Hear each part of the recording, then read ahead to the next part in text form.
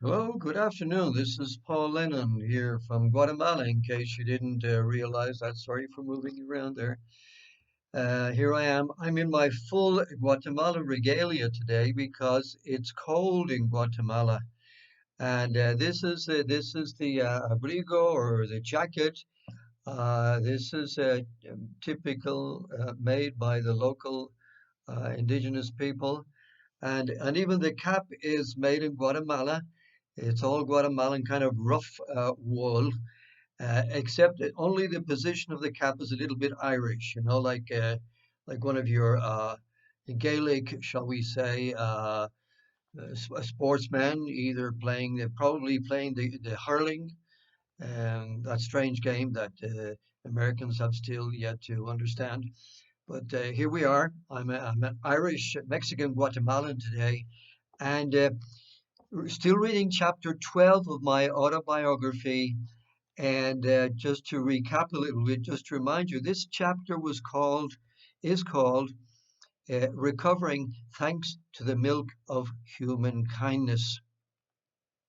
Now, just making a plug for myself here, a Mexican friend of mine wanted to read the original in English, and he got it through its new title, A Naive and Sentimental Dubliner in the Legion of Christ, like surviving or thriving after Maciel. Chapter 12, anyway, in the original, recovering thanks to the milk of human kindness.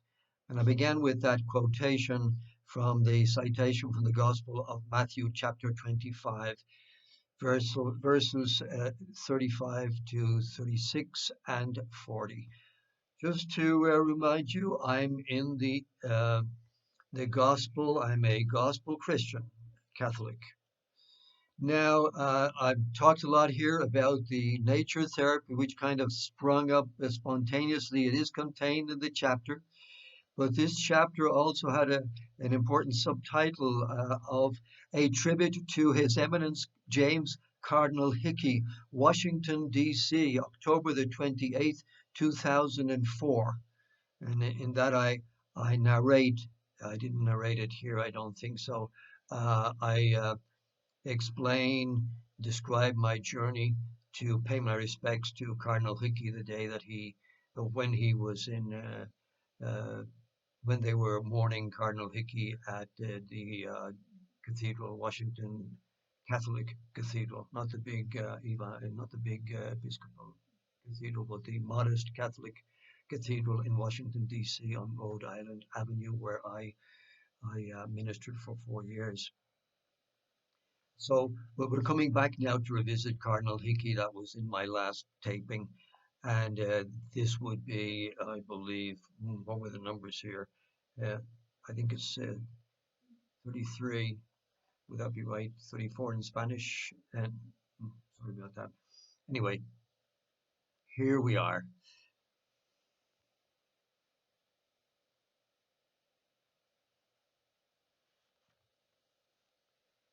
34 in English, excuse me, and 19 in Spanish.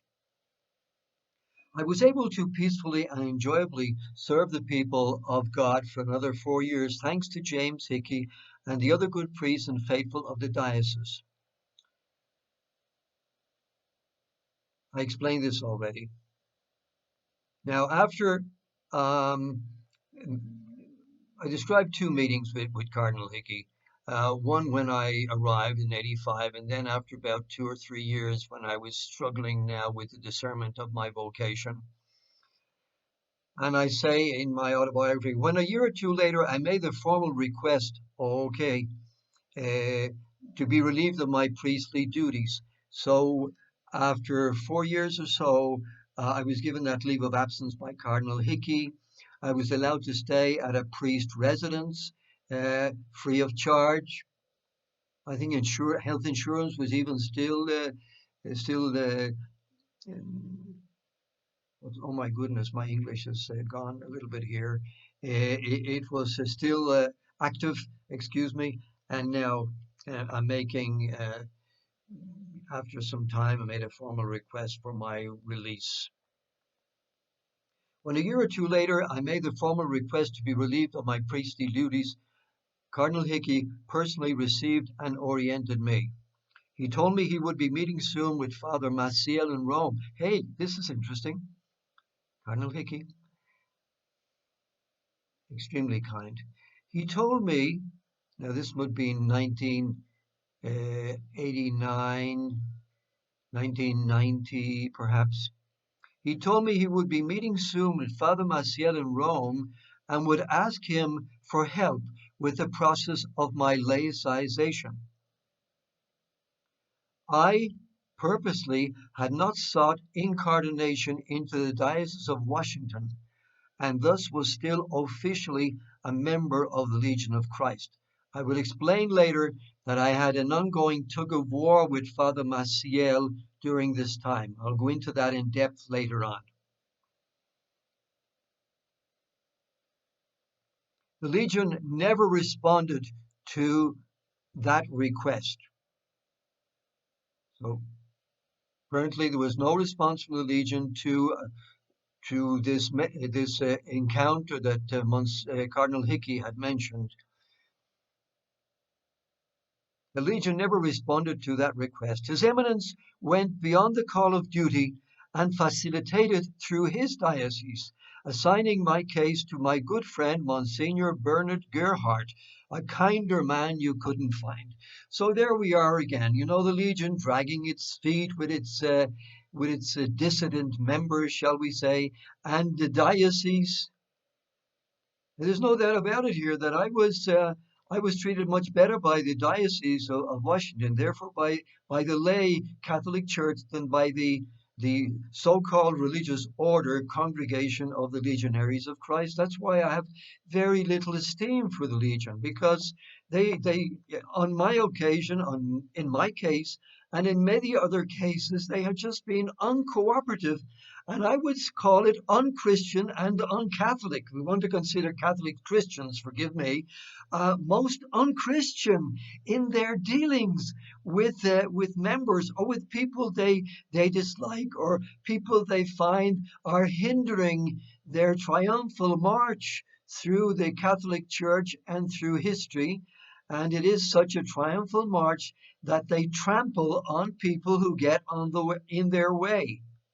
So pulling no punches here. I've been through it all with the Legion. I fear not the Legion of Christ. May I not be foolhardy again, because they can be so nasty. Forgive me, brothers and sisters. I hope you do not fall prey to the nastiness there. It's just under that veneer of kindness. Yes, uh, we're praying for you. We're keeping you in our prayers. We have the brothers in Rome are praying for you before the Blessed Sacrament. Let's be so sanctimonious about this. Forgive me. But this is utter hypocrisy. So they didn't help. Cardinal Hickey helped. And I had been living at the rectory with this other Monsignor Lewis. And in that community, where I lived and where I shared meals with the other diocesan priests, there was a Monsignor uh, Bernard Gerhardt, who was the chancellor of the diocese. So he would be the one handling all these things. He handled annulments, marriage annulments, and he would naturally also handle requests for dispensations. Most people do not know that a dispensation from the solemn vow of priestly celibacy is not automatically granted with laicization. The church continues to be a little, shall we say, rigorous in this area. So you can ask to be dispensed from the priestly ministry, and therefore your faculties are taken away from you. You are reduced to the lay state, which is really not very nice. We can talk about it later on. It's kind of ugly, you know. But then you kind of have to petition the dispensation from priestly celibacy. I remember I was embarrassed when His Eminence brought up this subject, but extremely grateful when I heard the words, listen to this, Paul, and would you like that too? I was embarrassed, not to say a little bit ashamed, about asking for the dispensation from the vow of celibacy, which often meant that I was free to marry in the Catholic Church, my dear friends. Thank you, James Hickey. So Hickey facilitated the thing. He's not punishing me. He's respecting a decision which has been gut-wrenching. My dear friends, do not think that we laicized priests take this step lightly. We do not. It is a harrowing experience. There's so many beautiful things we have to forfeit about the Catholic ministry. We love the people of God. I'm still working for them, for you,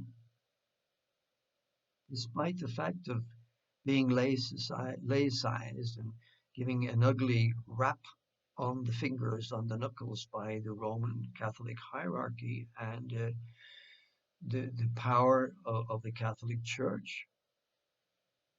It's a little bit ugly, you know. Even the Catholic Church can be tough on those who leave. I may mention that later on. I won't dwell on it now because we're coming to our time limit. But